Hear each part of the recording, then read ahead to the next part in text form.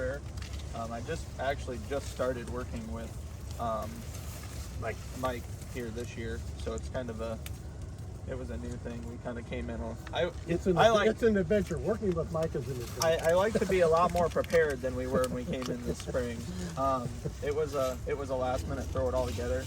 I guess, and I don't really know what all you guys are working on. I see in a lot of other plots, other places, I see some varieties that it doesn't matter what they're at, they're only going to put 1 ear on. And I see some varieties that will always put 2 on, but they won't be the size. You know, I'll see a lot of varieties that will just want to put 2 on. I think your population is going to have a role in it. If your plant has the nutrients and everything, it might want to put that 2nd ear on it. But when you look at ears here where maybe they're not the most specific ear, you know, I really couldn't tell you for sure on the difference and why it wanted to do that.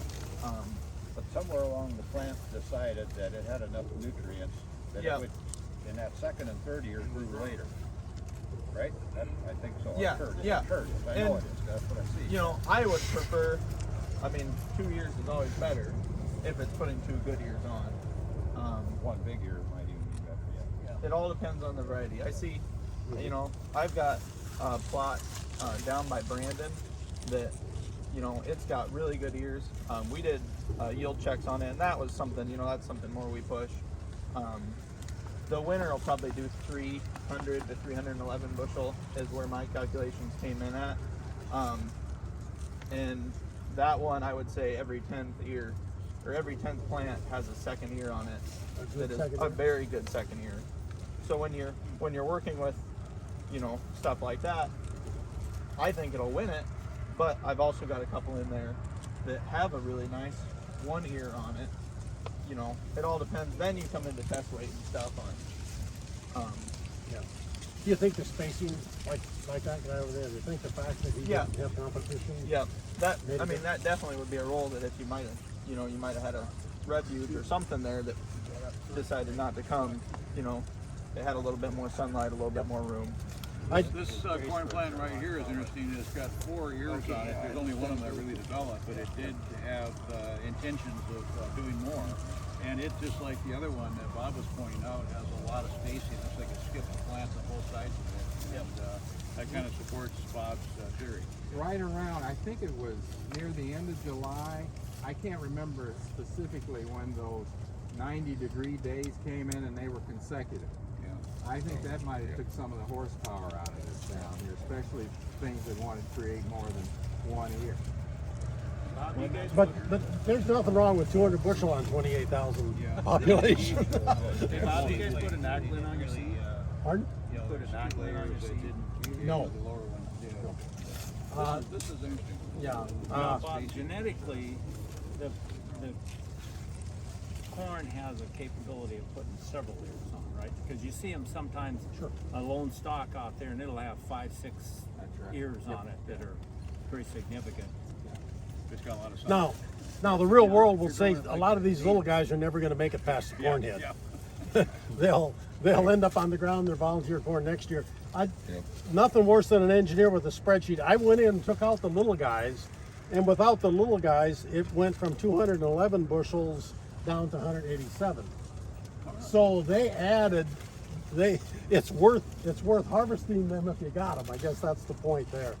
What was your preparation before you planted? Did you Pure no-till. We planted right into the rows we had last year, right on top of them, because they were so poor last year, and we wanted to preserve what we had as a cover crop. No-till. Yeah, a lot of most of the residue you see here is millet from last year. We had because it was dry and the weather conditions, the millet in our cover crop mix just went nuts. So We do a burn down before we plant. Yeah, okay. Before you plant? Yeah. Okay. How far in advance do you do that? Usually 2 or 3 days ahead of time. Because we want everything dead. Well, there's different schools of thought there. Yeah. And sometimes as the residue is dying, it's harder to cut. Then if it's green standing, you can move it contact. To me, I would say probably good soil seed contact or residue pinned underneath the seed could be causing some of the variation. I like placement of nutrients and strip till. You banded all your nutrients right into the strip and cleared off the residue and you made that strip and then came back and planted down that. That to me is one of the most uniform stands that I've ever seen consistently. And having the nutrients that match the acre applied right for that crop and for that hybrid.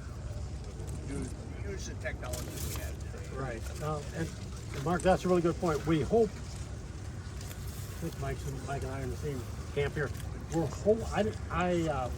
We got good weed suppression with a whole bunch of biomass. And a lot of it didn't go away as fast as you would like it to if you had really biologically active soil.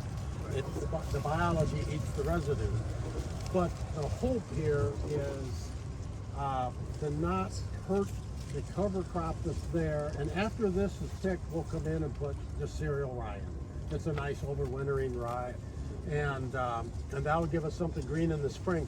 My hope is that we would strip spray this so that we're not terminating the cover crop that's over here. The primary goal of this effort is to grow the soil, to make it better. But Mike wants the factory to make corn.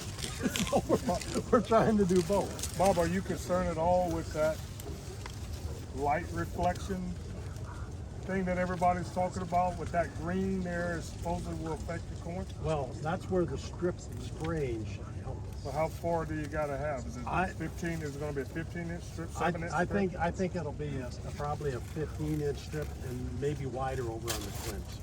Might be as much as 30 in the 90-inch. That would be a third of it. So What do you spray with, Bob? don't know. I haven't decided. Well, in this case, I would use my little ATV. Everything I do here is all outside. Chemical, like what do you Help me, Mike. For the weeds, I usually leave that up to my agronomist. I show them what the weeds are, and they tell me what to put on. We're passing the buck. Let's go to the next row. Not to dodge the question. And I don't have a pesticide applicator. Did you want to know what we use this year? Yeah. Okay. So, Todd, what do we use there? Well, you talking just the burn down? Yeah. He's just talking your burn. Burn you burn down. it down It with was like a 2,4-D product. probably with Yeah. glyphosate in there. Yeah, that's right. That's what I don't have. I don't have a pesticide applicator. like the effect it might have on biology. Yeah. What you spray down is also Yeah. One thing I see is And to me, that's another reason for doing it in strips. In a way, if this is a productive commercial corn environment, or let's say 15 inches, that's okay. If in the wide rows we got this other space, we're taking care of the biology. And does it spread? Don't know. Again, this is advanced. We're talking about here, and so we're learning as we go.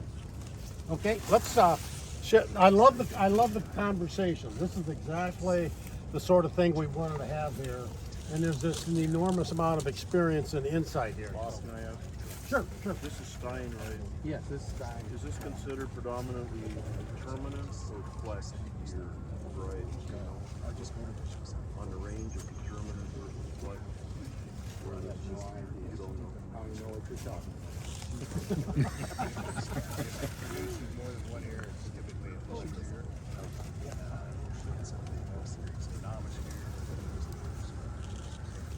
But they recommend, I mean, they rank flex. We can talk about it. I said black tar spot. Is that what it is? It's all over the place out here. What's their level of? The easiest way to tell if it's tar spot compared to something else, if you scratch on it, tar spot doesn't come off.